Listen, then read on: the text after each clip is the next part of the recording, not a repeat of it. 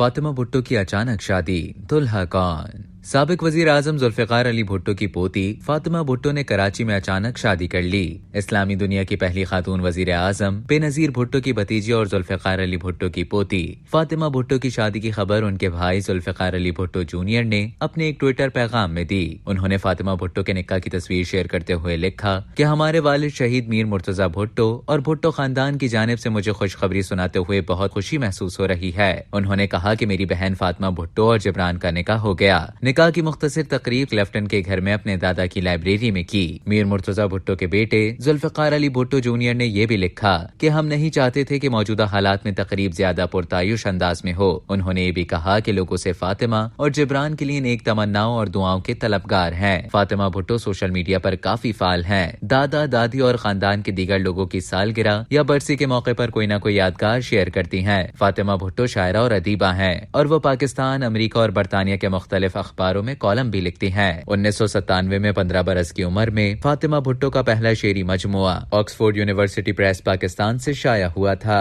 अब तक के लिए इतना ही। मजीद खबरों और न्यूज अपडेट्स के लिए डेली जंग के YouTube चैनल को सब्सक्राइब करें और Facebook के पेज को लाइक करना ना भूलें।